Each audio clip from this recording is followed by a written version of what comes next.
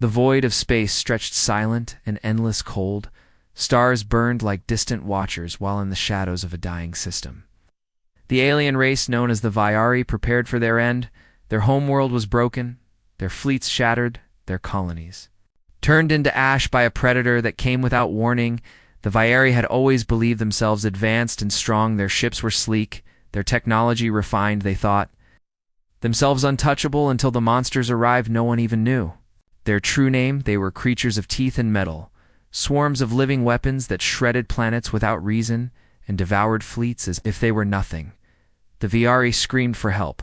Their voices carried across the stars, but the Council of allied species turned away, too afraid to face the nightmare alone. The Vyari sent one last desperate cry into the dark.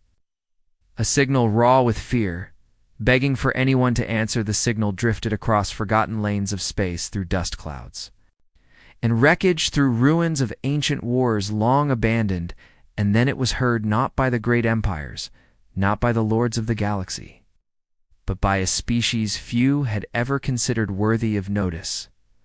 The humans on their lonely blue world had always been outsiders. They had no place in the Council, no influence in the great wars. They were seen as fragile and reckless explorers, yet when the cry reached them, it was not ignored.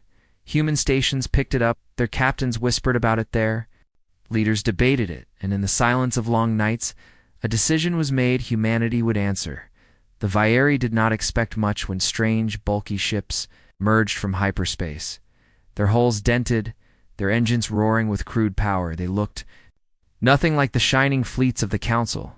Instead, they were patched-together beasts, armored in steel, painted with scars of old battles.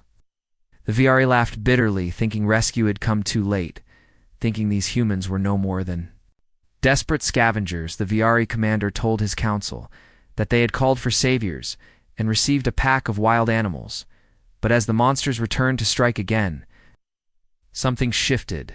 The humans did not run, they did not beg, they did not cower. Their ships moved like predators, circling their prey, their weapons fired in brutal volleys.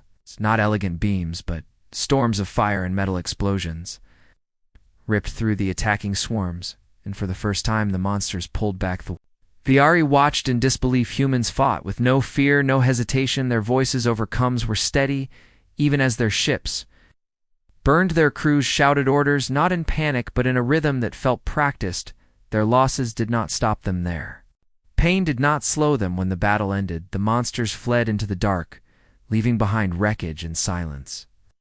The Vyari expected the humans to cheer to celebrate survival, but they did not. Their ships simply drifted quietly, repairing their hulls, gathering their dead, speaking little. The Vyari who survived looked upon them with unease, because in their eyes there was no relief, only a cold determination, as if the fight had only just begun. The Vyari realized then that they had summoned not heroes, but something far more dangerous. The cry in the dark had been heard, but by whom they were no longer sure.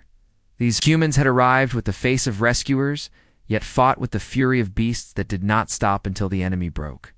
Whispers already stirred among the survivors, whispers that maybe the monsters had not been the only thing to fear. Maybe what had answered the signal would change everything, not just for the Vyari, but for the entire galaxy. And as their damaged ships limped back to orbit, the Vyari could not escape the thought that their desperate call had unleashed something they could never control. Vyari survivors floated in their broken ships, staring at the human fleet that had come to their aid. Though aid did not feel like the right word, it was something darker, something heavier. They had expected mercy or compassion, but instead they had witnessed violence, raw and unrestrained. The humans fought like creatures that had no fear of death, like every ship and every crew member was willing to burn so long as the enemy burned with them. The Vyari commander sat in silence as the comm screens flickered. The humans were requesting docking rights and supplies. Their tone was calm, polite, almost unnervingly normal, yet their actions still burned in the minds of every alien who had watched the battle. The Vyari could not understand how such fragile beings could strike with such merciless force when the human ships docked. Their crews stepped out, not tall, not armored in elegance, but wrapped in heavy gear, practical and scarred. Their faces were hard, their eyes colder than the void. They were not the kind of soldiers the Viari knew. These were fighters who carried war in their very bones. One Viari diplomat tried to thank them, stumbling over the words, but the human captain only nodded, as if thanks meant little. He simply said, "We heard you call, and we came," then turned his gaze back to the stars, as though already waiting for the enemy to return. It spread quickly among the Viari fleet whispers about how the humans fought. Some claimed their weapons were primitive but cursed and deadly. Others said they had seen human marines on the surface of a ruined moon moving through the wreckage, like predators hunting their enemies, each step careful, each strike brutal. There was no elegance, no honor, only survival, the Viari had called them.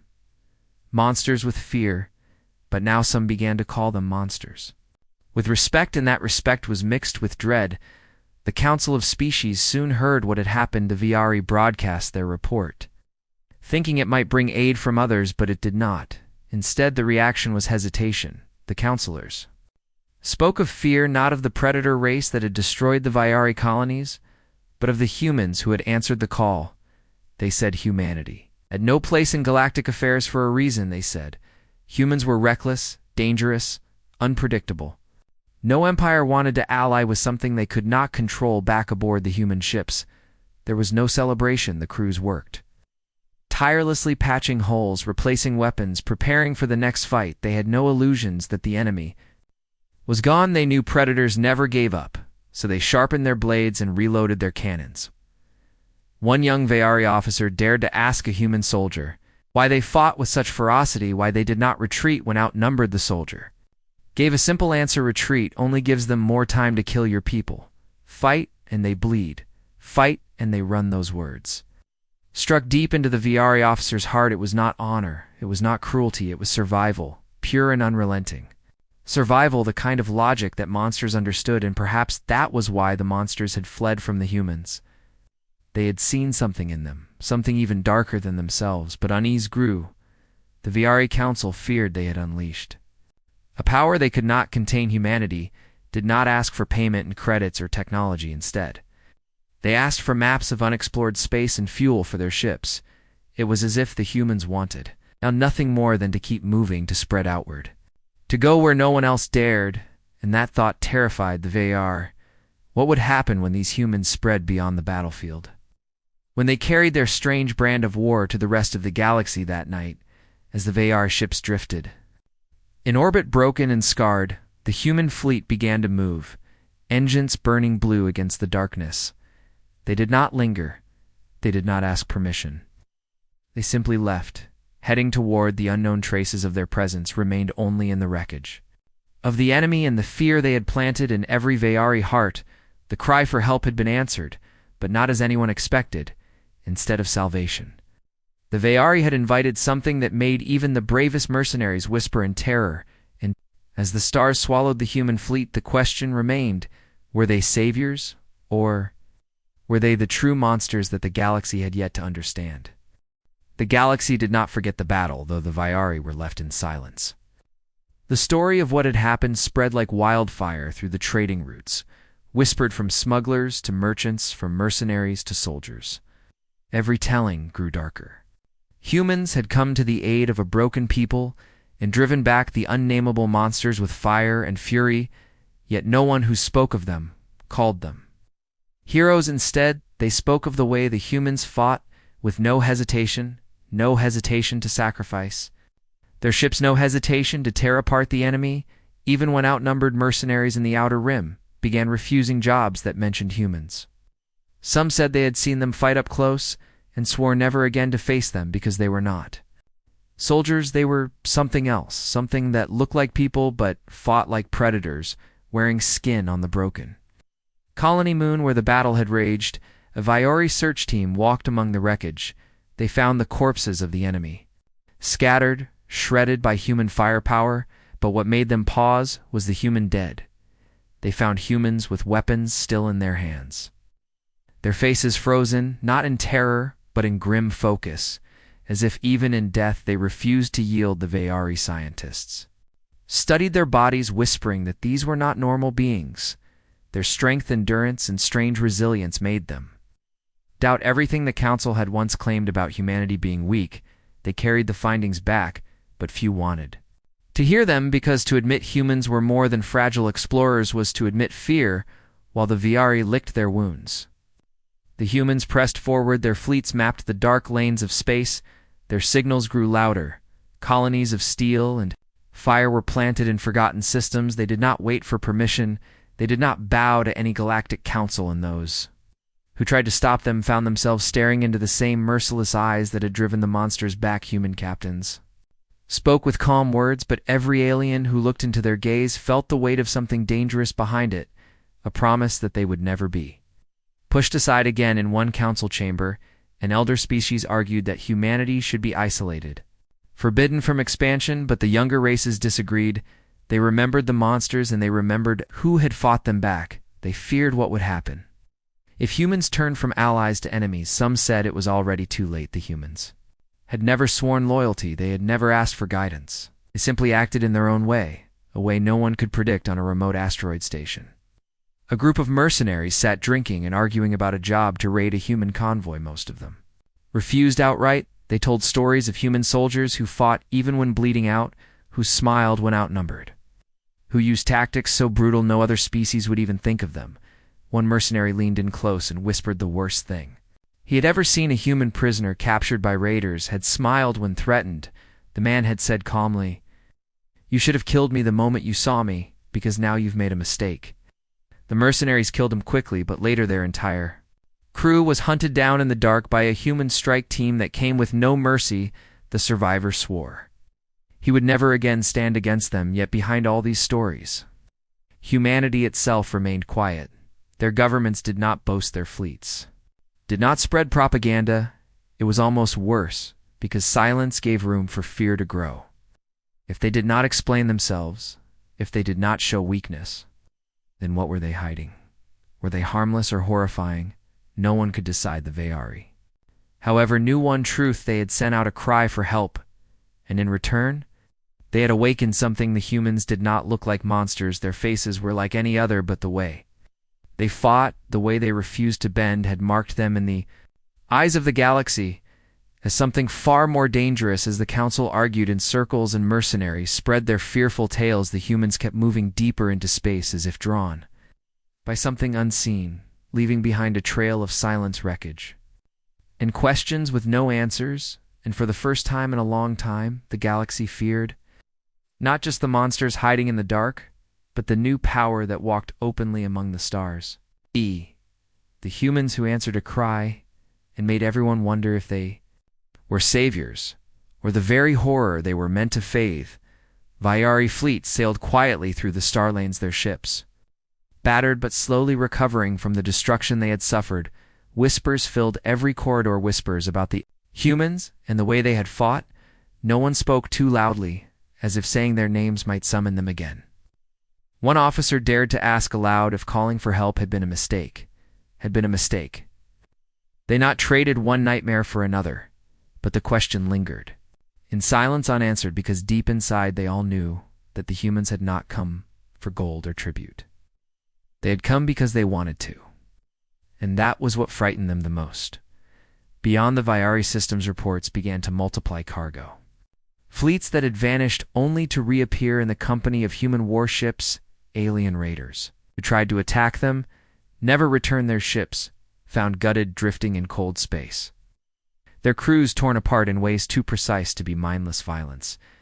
Always efficient, always deliberate mercenaries began turning down jobs that led anywhere near human patrol routes. The pay was not worth the risk to face those who fought without hesitation, to face those who smiled in the face of overwhelming odds. In the Galactic Council chambers, the debate raged louder. Some called for humanity's exile, arguing they were too dangerous to be allowed among civilized races. But others countered, asking what kind of civilization would turn away the only force that had stood against the monsters and survived. Some suggested diplomacy, but when envoys were sent to the humans, they were greeted with the same cold courtesy. The Viari had known polite words, no promises, and no answers that soothed the growing unease. What terrified the council most was the silence, because silence could hide anything. It could hide secrets or weapons or plans. The humans gave no speeches, they made no demands, they only built colonies in the dark corners of space. Out of reach and out of sight, their stations grew, their fleets grew, and yet they never explained what drove them. Why they marched endlessly into the unknown on the broken colony worlds where the monsters had first struck alien archaeologists, made discoveries human weapons had been left behind, and what they found chilled them. These weapons were brutal, not elegant machines of war that tore through enemies with simple precision. No beauty, only function. One scholar said the humans fought like they had been preparing for monsters long before the galaxy even knew. They existed as if they had always been waiting for such a war on the edge of the rim where few dared travel. A mercenary ship picked up a human distress signal at first. They ignored it. No one wanted to risk crossing paths with humans, but greed pulled them. Closer they thought if they could capture a crippled human ship, they would gain riches in technology and weapons. But when they arrived, what they found was a single human vessel surrounded by the wreckage of 4 enemy cruisers. Its hull scarred but still burning with life, they hailed the humans, and instead of pleading voices, they heard calm orders to keep their distance. The mercenaries did not listen. They thought the lone ship was weak, easy prey, but when they made their move, the humans unleashed a fury the mercenaries had never known. Their fleet was cut down in minutes. The survivors told the story with trembling voices how the humans had let them live only so they could carry the message, "Do not test us soon." The council realized it was not only the monsters hiding in the dark that haunted the galaxy, it was the humans themselves, for every species wondered what they would do next. Would they continue deeper into the void? Would they return to claim dominion? Would they one day turn their warships upon the council itself? The uncertainty was worse than the monsters because the monsters could be understood. They hungered. They killed. The humans, however, were something else. They chose their battles. They chose their silence. They chose to terrify. Without lifting a hand, and still, the Vyari remembered the first cry for help, the moment their desperate signal reached human ears. They had hoped for saviors. Instead, they had unleashed a force that no council, no mercenary, no empire could ever control, as their fleets sailed further into the dark. The galaxy watched with unease, waiting for the day the humans would decide whether they were harmless wanderers or the most horrifying monsters of all. The galaxy turned restless as more stories surfaced, stories of encounters with humans that carried no pattern, no logic, some tales told of humans rescuing stranded ships, guiding lost freighters to safe ports without asking for payment. Other stories described brutal ambushes where human warships tore apart raiders without mercy, leaving wreckage and whispers behind. The contradiction unsettled everyone. Were humans protectors or predators, saviors or executioners? No one could say for certain, and that uncertainty spread through the stars like poison. Vyari councils struggled to control the narrative. They tried to paint humanity as allies, yet fear always overpowered diplomacy's soldiers, who had witnessed the battles, could not erase what they had seen. Humans fighting with a ferocity no other species could match. Their eyes calm, their movements efficient, their willingness to sacrifice chilling. Some council members argued that perhaps humans had evolved beside monsters, even worse than the ones haunting the rim. Perhaps their homeworld had forged them into what they were, creatures who could endure endless suffering and still rise with steady determination. But if that were true, then the galaxy had invited predators into their midst without realizing the cost. In the shadowed corners of space, mercenaries whispered louder. Contracts involving humans became untouchable. Entire guilds banned jobs that targeted human convoys. One grizzled commander told his crew that fighting humans was not war, it was suicide. He recalled the moment his ship had cornered a lone human frigate. The humans should have surrendered. Instead, they attacked with wild precision, crippling his fleet before he had time to breathe. When he ordered retreat, the human captain did not pursue. He only transmitted a single message: "You live because we let you live. Spread the word." The commander admitted that he had not slept properly since while. Mercenaries trembled and the council argued. Humanity kept moving outward, deeper into the unexplored void. Their colonies sprouted like seeds of steel. Their fleets stretched supply lines across forgotten lanes. Some believed they were searching for something. Others feared they were preparing for a war only they could see. Whispers grew that the monsters who once threatened the Vyari were not gone, only hiding. and that the humans were building for the day they returned. And if that was true, then what kind of horrors had shaped humanity? To be ready before anyone else, alien scholar studying human history uncovered fragments of their past wars. The scale of destruction staggered him. Entire continents. Burned cities, erased oceans, poisoned, yet humanity had always endured, always. Rebuilt and always grown stronger, instead of shattering under their own violence. They had turned it into fuel, into resilience. No other species in the council had a history so drenched in blood. The scholar argued that humans were not horrifying because of what they did now, but because of what they had already survived. They were the product of endless struggle, sharpened by their own chaos, until nothing could break them. In one star system, a meeting took place between human envoys and council diplomats. The council hoped for reassurance, but what they received only deepened their unease. The humans spoke of cooperation, of shared knowledge, but they never promised submission. They never once suggested they needed permission to expand one. Alien delegate dared to ask why mercenaries feared them so deeply. The human envoy smiled politely and said, perhaps because mercenaries are the first to learn the difference between prey and predator. The chamber fell into silence at those words outside. The halls of politics, the common people began to take sides. Some races admired humans, seeing them as protectors who stood firm where others faltered. Some feared them, calling them a storm that would one day sweep across the galaxy, unstoppable.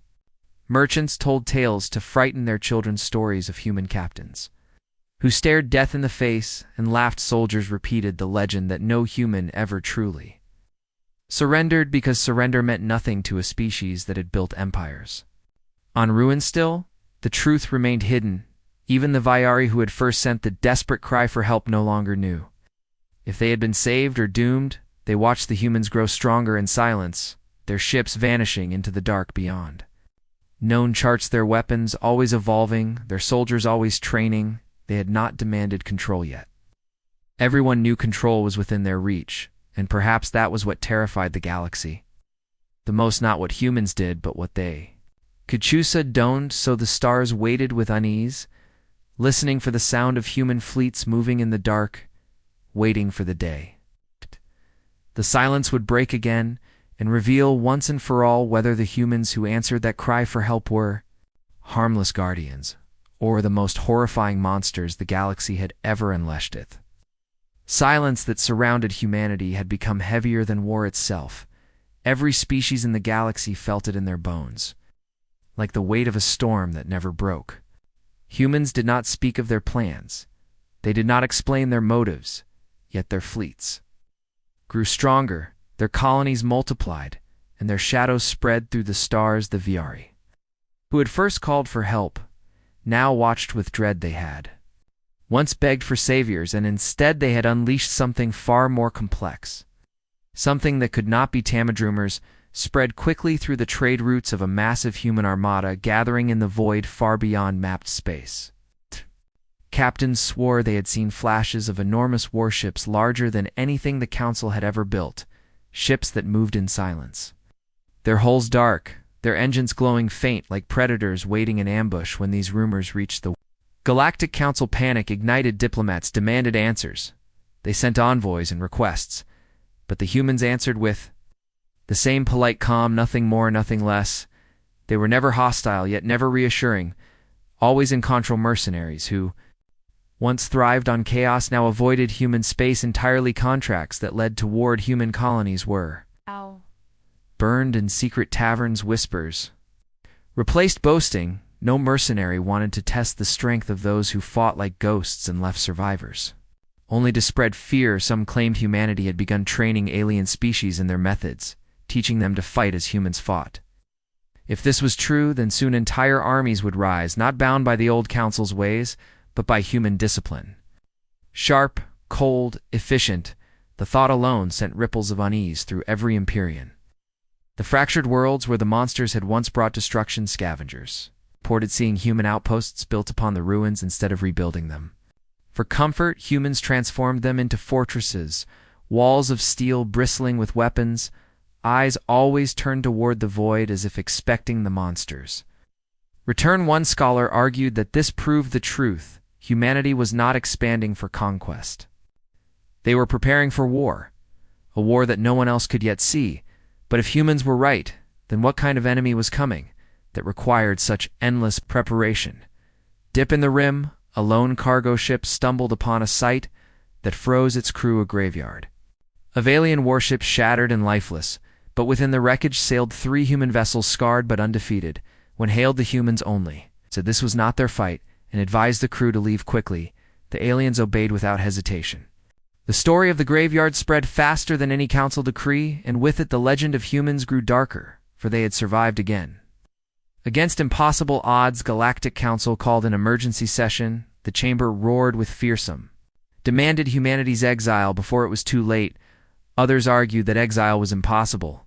Humanity was too strong to banish, too independent to restrain a few, dared to suggest alliance. But the silence of the humans made even that uncertain finally. One elder spoke the words that chilled the hall. "We are not afraid because of what humans have done. We are afraid because of what they have not yet." Donath Vyari sat in silence, remembering their desperate plea, the signal they had sent into the dark, begging for salvation. At that moment, they wondered if silence would have been better, if perhaps the monsters had been a fate less terrifying than what they had awoken, because monsters could be understood. They hungered. They destroyed humans. However, they chose when to fight, when to kill, when to spare, and that choice was what haunted the star site in the quiet corners of the galaxy.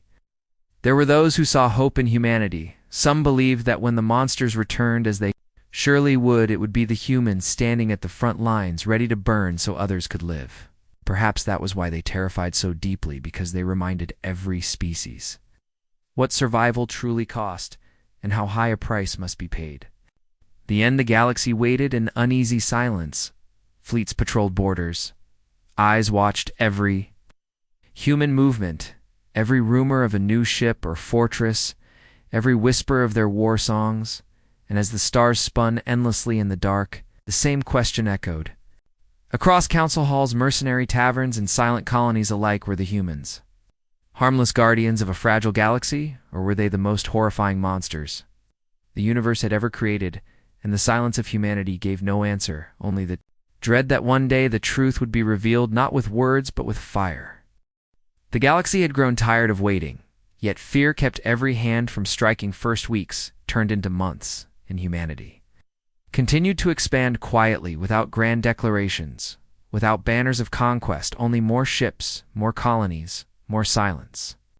It was this silence that weighed heaviest of all, because silence carried uncertainty, and uncertainty carried fear. Some species convinced themselves humanity was only preparing for defense. Others believed they were shaping an empire that would soon swallow every star. Either way, no one dared to test them openly. The Vyari, whose cry for help had started it all, were torn apart by guilt and dread. Their leaders argued endlessly. Some said humanity had been a mistake, a monster born from desperation. Others claimed humanity was the only reason their people still breathed for in secret. Whispers, it was said that when the monsters returned in small waves, probing the edges of space, it was human fleets that answered. No council fleets, no mercenaries. Only humans, striking with precision, leaving no survivors yet refusing to claim credit. They fought in shadows and then disappeared as if the battle had never happened. Stories of these hidden victories spread like wildfire across the void. They did not ease fear. Instead, they made it worse, for if humanity could do all this without being seen, how much else had they already done? How far had they already reached? One traitor swore he had witnessed an entire asteroid base turn to molten slag. In a single silent strike, no weapons traced, no fleets detected, only a flash of light and silence after. And when investigators arrived, they found the mark of humans in the wreckage. Not a banner, not a flag, only a warning, etched in steel: we endure.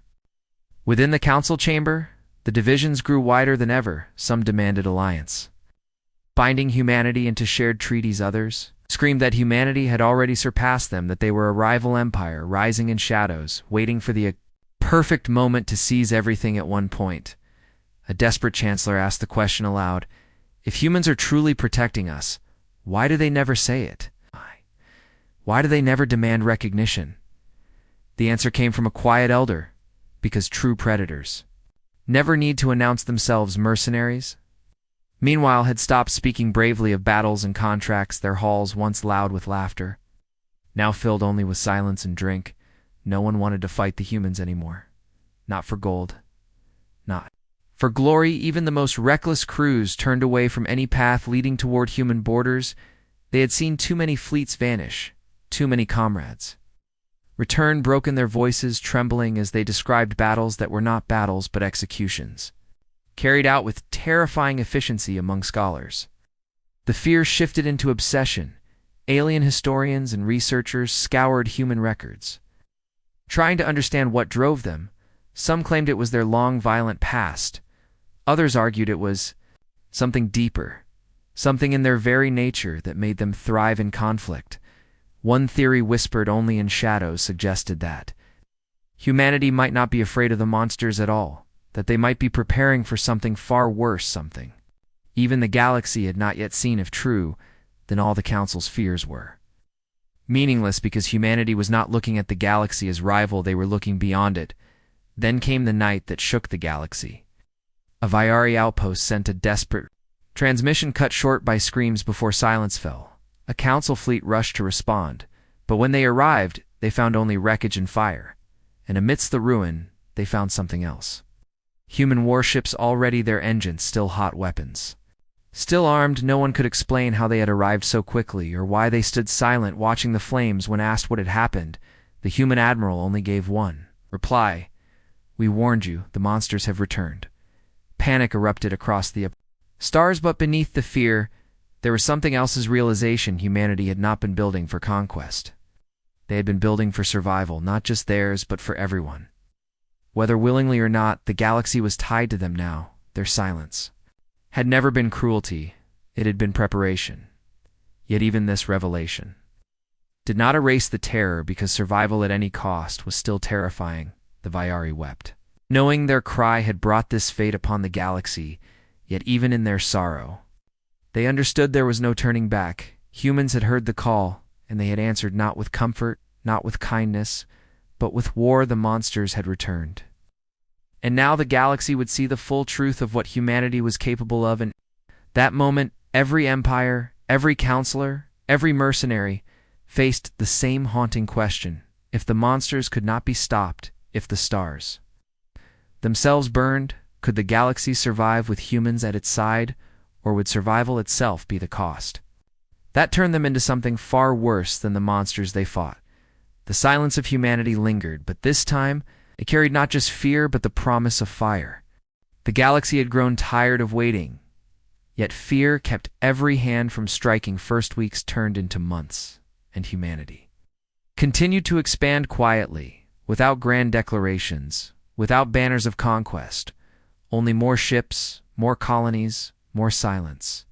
It was this silence that weighed heaviest of all, because silence carried uncertainty, and uncertainty carried fear. Some species convinced themselves humanity was only preparing for defense. Others believed they were shaping an empire that would soon swallow every star. Either way, no one dared to test them openly. The Viari, whose cry for help had started it all, were torn apart by guilt and dread. Their leaders argued endlessly. Some said humanity had been a mistake, a monster born from desperation. Others claimed humanity was the only reason their people still breathed for in secret. Whispers, it was said that when the monsters returned in small waves, probing the edges of space, it was human fleets that answered, no council fleets, no mercenaries. Only humans, striking with precision, leaving no survivors, yet refusing to claim credit. They fought in shadows, and then disappeared as if the battle had never happened. Stories of these hidden victories spread like wildfire across the void. They did not ease fear. Instead, they made it worse. For if humanity could do all this without being seen, how much else had they already done? How far had they already reached? One traitor swore he had witnessed an entire asteroid base turn to molten slag. In a single silent strike, no weapons traced, no fleets detected, only a flash of light and silence after. And when investigators arrived, they found the mark of humans in the wreckage. Not a banner, not a flag, only a warning etched in steel: we endure. Within the council chamber, the divisions grew wider than ever. Some demanded alliance, binding humanity into shared treaties.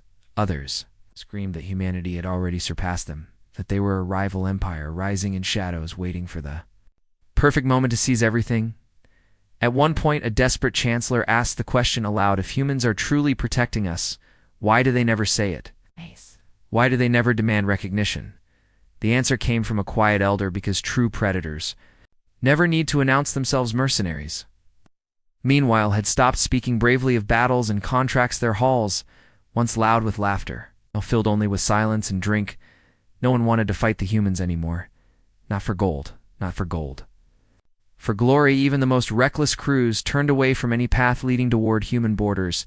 They had seen too many fleets vanish, too many comrades turn broken, their voices trembling as they described battles that were not battles, but executions, carried out with terrifying efficiency among scholars. The fear shifted into obsession. Alien historians and researchers scoured human records, trying to understand what drove them. Some claimed it was their long, violent past. Others argued it was something deeper, something in their very nature that made them thrive in conflict. One theory, whispered only in shadows, suggested that humanity might not be afraid of the monsters at all, that they might be preparing for something far worse, something even the galaxy had not yet seen. If true, then all the Council's fears were meaningless, because humanity was not looking at the galaxy as rival, they were looking beyond it. Then came the night that shook the galaxy. A Viari outpost sent a desperate transmission, cut short by screams before silence fell. A council fleet rushed to respond, but when they arrived, they found only wreckage and fire, and amidst the ruin, they found something else. Human warships already there, engines still hot, weapons still armed. No one could explain how they had arrived so quickly or why they stood silent watching the flames. When asked what had happened, the human admiral only gave one reply: we warned you, the monsters have returned. Panic erupted across the stars, but beneath the fear there was something else's realization. Humanity had not been building for conquest. They had been building for survival, not just theirs, but for everyone. Whether willingly or not, the galaxy was tied to them now. Their silence had never been cruelty, it had been preparation. Yet even this revelation did not erase the terror, because survival at any cost was still terrifying. The Viari wept, and knowing their cry had brought this fate upon the galaxy, yet even in their sorrow, they understood there was no turning back. Humans had heard the call, and they had answered, not with comfort, not with kindness, but with war. The monsters had returned. And now the galaxy would see the full truth of what humanity was capable of. In that moment, every empire, every counselor, every mercenary faced the same haunting question: if the monsters could not be stopped, if the stars themselves burned, could the galaxy survive with humans at its side, or would survival itself be the cost that turned them into something far worse than the monsters they fought? The silence of humanity lingered, but this time it carried not just fear, but the promise of fire.